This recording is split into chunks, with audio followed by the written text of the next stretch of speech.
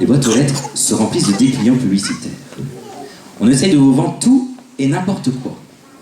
On vous promet monts et merveilles, mais quand on y regarde de près, peu de choses sont fondamentales pour la vie. Parfois, il y a un bon filon, et avant de mettre toute cette paperasse sur la pile de papier à recycler, il vaut la peine d'y jeter un coup d'œil. Ce soir, nous nous glissons dans les bureaux d'une agence de vente par correspondance pour voir comment les publicistes s'efforcent de percer les besoins cachés de leurs clients.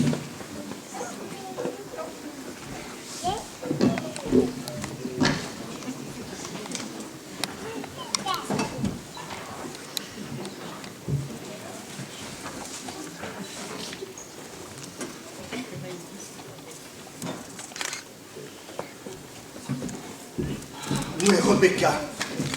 Je lui ai pourtant demandé d'être à l'heure. Est-ce que vous savez où est Rebecca? Non, monsieur. Nous avons du pain sur la planche. Nous devons écrire notre catalogue de Noël, trouver les articles et les produits phares de cette année. Oh là là. Bon, nous commencerons sans elle. C'est dommage parce qu'elle a souvent de bonnes idées. Parfois farfelu. Parfois, mais pour la vente, ce n'est pas un inconvénient. Il faut changer les habitudes, il faut étonner nos clients. Ne faut-il pas surtout répondre à leurs besoins? Oui et non.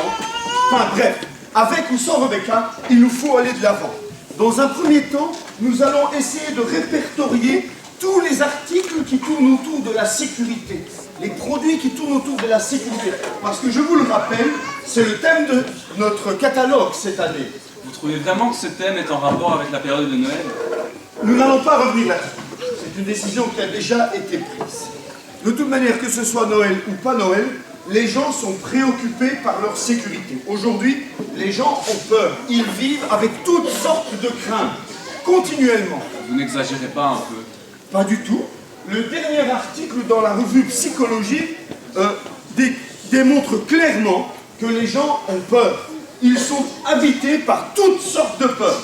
Par exemple? L'article démontre qu'il y a une étude qui a été faite en Occident et les gens qui habitent en Occident ont des peurs sournoises, parfois exprimées, parfois cachées. Ce que nous devons faire, c'est trouver les produits qui vont permettre d'atténuer, voire de diminuer ces craintes avant nos concurrents. Et quand on aura fait cela, eh bien, nous sélectionnerons les articles qui sont les plus pertinents. Merci. Les plus pertinents et nous confectionnerons notre catalogue. Est-ce que vous comprenez? Oui, oui. Voilà. En fait, Noël, c'est juste un prétexte pour vendre des produits.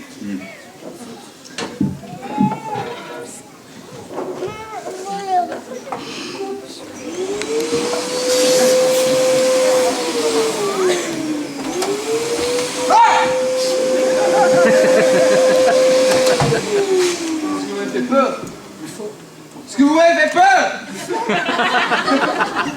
Calmez-vous.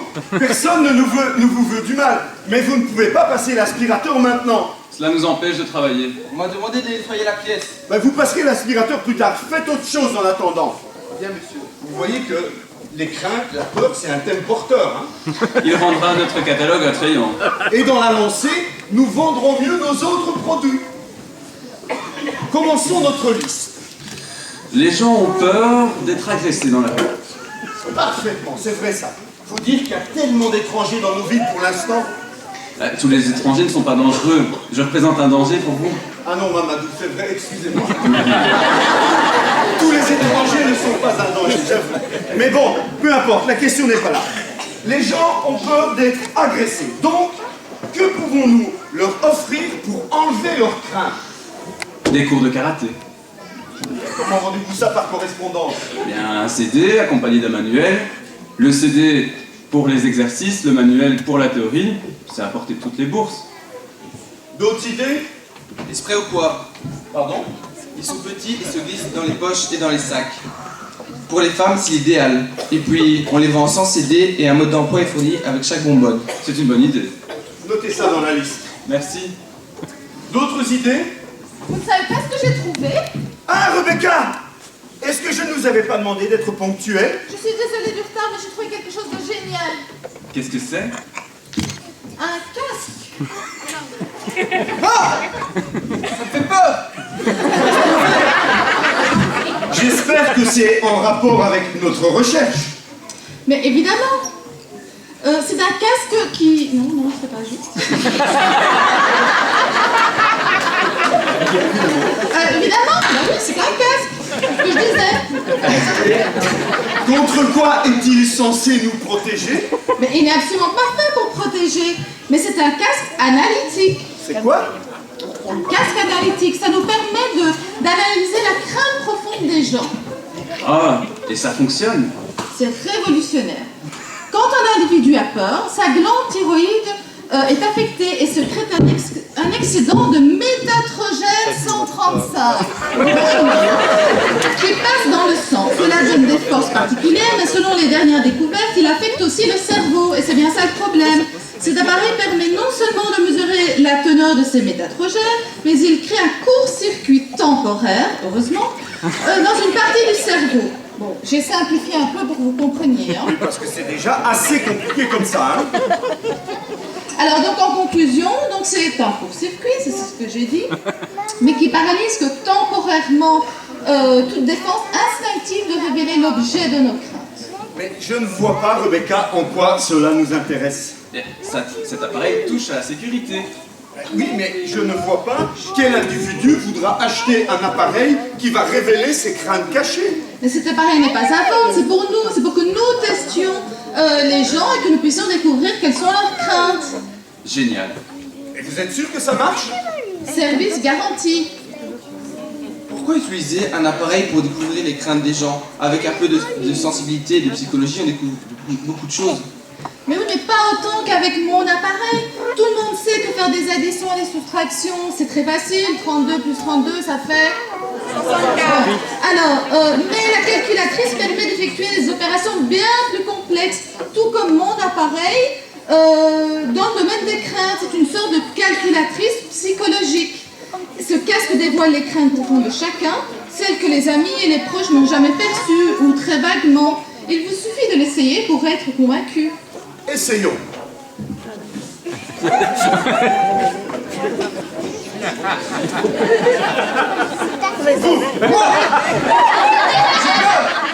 vais exploser, je vais être électrocuté, je vais mourir. Alors, un peu de coopération. Venez ici. Venez ici. Là. Rien ne vous arrivera. Alors, ce manuel spécifie qu'il ne cause aucun dommage physique, c'est du 12 volts seulement. Aïe, arrêtez de me tirer les Et cheveux. cessez de gigoter. Aïe. Voilà. Alors voilà, tout est installé. Alors, mettez le contact. J'ai hâte de voir le résultat.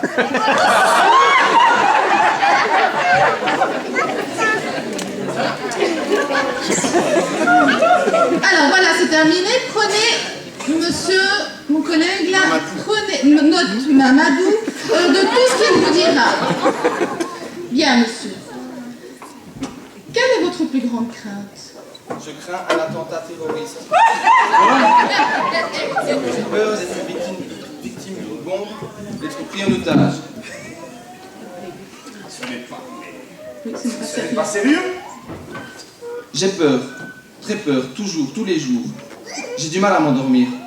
Mais vous habitez en Belgique pourtant.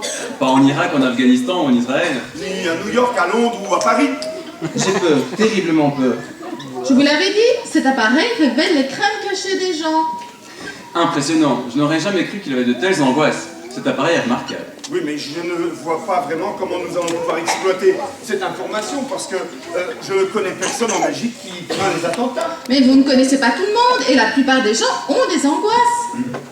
En tout cas, l'information est utile si l'on veut vendre des voyages organisés. Précisez votre pensée. Eh bien, les images qui accompagnent la publicité pour nos voyages devraient éviter de montrer des avions, surtout si l'avion fait partie d'une compagnie aérienne américaine, britannique ou française, vu que ce sont les plus touchés par les terroristes. Montrons plutôt une plage ou des cocotiers.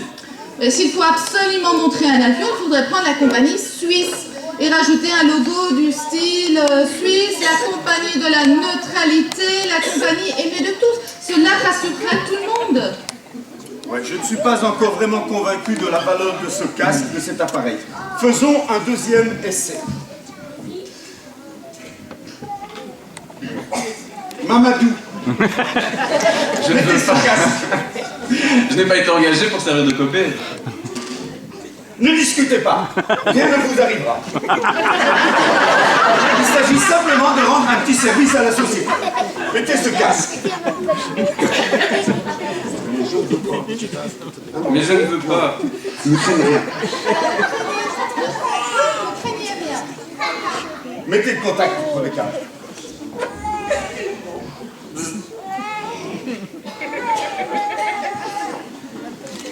Ah oui, pardon.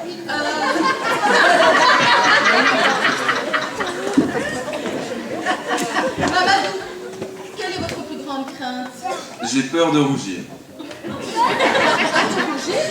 Et je ne vous ai jamais vu rougir. Tu ne peux pas rougir, Mamadou, tu es noir. J'ai peur de rougir. J'ai peur de montrer mes troubles. J'ai peur de me montrer tel que je suis. Pourtant, tu as l'air très sûr de toi, Mamadou. C'est une apparence, un masque. J'ai peur que mon masque tombe. J'ai peur de rougir. Ridicule. Vous savez, il ne doit pas être le seul à craindre d'être vu tel qu'il est. On pourrait pousser la pub sur les crèmes de visage. Mettre comme slogan les crèmes qui révèlent votre beauté et cachent vos craintes. Ou bien mieux encore, montrer votre beauté, cachez vos craintes. Je commence à croire que cet appareil va nous être très utile. Nous allons faire un troisième et dernier test. À vous l'honneur, C'est Rebecca. exclu. Je ne tiens pas à être déshabillée en public. Je tiens à garder les sentiments pour moi. On m'a signalé un problème avec la photocopieuse, mais je crois que je me suis trompée de salle. Ne partez pas, nous avons besoin d'un ingénieur. Mais je ne suis pas ingénieur, mais technicien et électricien. Ça ira très bien. Il cherche un Kobe. Ça sera quoi? Monsieur, avez-vous peur? Peur de quelque chose. Un peu près du micro. Pardon, une peur cachée, une peur profonde. Ha! Je n'ai peur de rien. Si quelqu'un veut se battre, j'ai de quoi lui répondre. Si un groupe s'en prend à moi, je pars en courant et personne ne peut me rattraper. Si quelqu'un se moque de moi, je lui réponds. Je ne suis jamais alternative. Et les femmes? Je les aime bien. Elles ne me font pas peur. Mais elles m'intriguent souvent. C'est différent. Intéressant. Monsieur, vous êtes la personne idéale. Seriez-vous prêt à tester notre appareil? Personne ne peut mieux convenir que vous. Rendez-nous service, monsieur. Je veux bien, mais je n'ai pas beaucoup de temps. Mais ça ne prendra que quelques minutes. Mettez ce casque, puis répondez à la question qu'on va vous poser. C'est un jeu? En quelque sorte, un sondage publicitaire. Un jeu diabolique. Mettez le contact.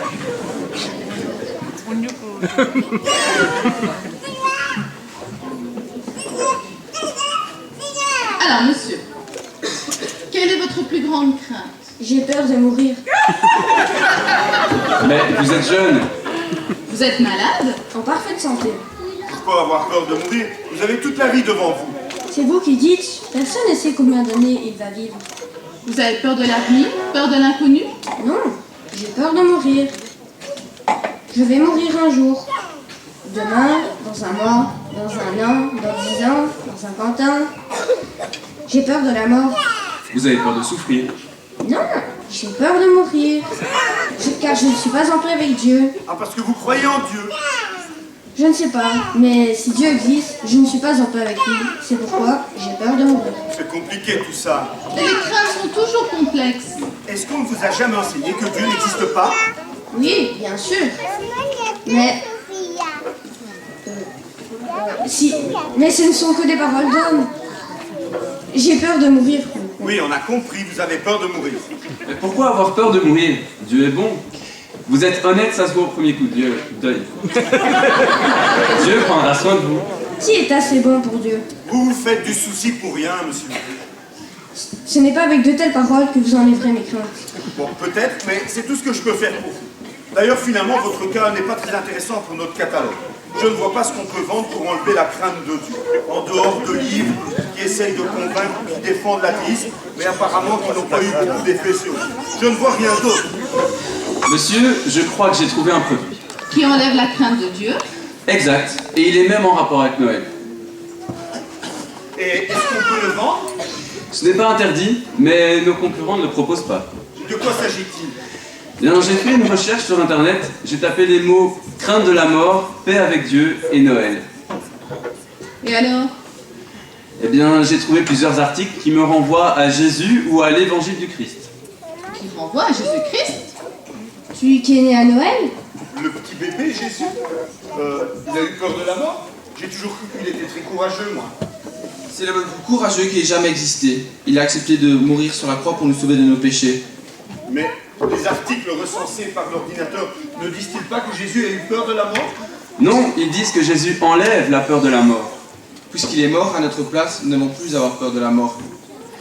Selon un théologien, la mort de Jésus était, je cite, substitutive et expiatoire. Oh là là, c'est compliqué tout ça, j'ai jamais rien compris. Comment un homme peut-il mourir pour un autre? C'est ça la bonne nouvelle. On n'a plus besoin d'avoir peur de la mort. Mais monsieur ne va pas être rassuré avec ce genre de propos, ce ne sont que des paroles. Mais Jésus est aussi ressuscité. En est-on sûr? Beaucoup d'hommes l'ont vu vivant. Bon, arrêtez. On est vraiment en train de s'égarer. Ces débats religieux ne vont pas faire progresser nos ventes par correspondance. Je crois au contraire que c'est vraiment un filon à exploiter. La crainte de monsieur est sans doute bien plus répandue qu'on ne le pense. À l'approche de Noël, on pourrait suggérer la vente de quelques livres en rapport avec la naissance de Jésus. Ou des Vendre les livres. Bibles. Ou des livres qui expliquent le sens de la venue de Jésus dans le monde. C'est exclu. Moi, je ne veux pas parler de l'enfer dans mon catalogue de Noël. C'est pas le moment. C'est Mais- quand même une période de fête. Mais l'accent n'est pas mis sur l'enfer, c'est sur le salut. À Noël, on célèbre la venue du Sauveur du monde. Bon, cette conversation, cette discussion commence à m'énerver. Vous ne me voyez quand même pas vendre des Bibles dans mon catalogue. Mais pourquoi pas? Ça ne fait pas sérieux. Je ne voudrais pas que mes amis, mes voisins ou mes concurrents s'imaginent que je crois en Dieu. Vous avez peur. Peur de quoi? Peur des autres. Moi, je n'ai peur de rien. Voulez-vous tester l'appareil détecteur de peur? Ah, Christine, on peut plus ta place. Des menaces! Des menaces!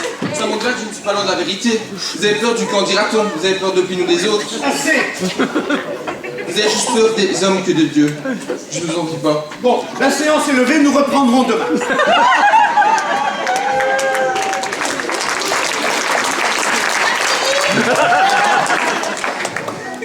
Vous avez d'autres détails sur le sacrifice de Jésus ou sur sa résurrection? Eh bien, cet article présente toute une argumentation sur la résurrection de Jésus. Écoutez ça. La résurrection de Jésus est le fait historique le mieux attesté de l'histoire antique. Ah, regarde, Élisée, sous-titre Jésus est mort et ressuscité pour notre justification. Ça vous intéresse? Certainement. Je vous imprime ces articles. Vous trouverez les copies à la sortie, à côté de la photocopieuse. Merci.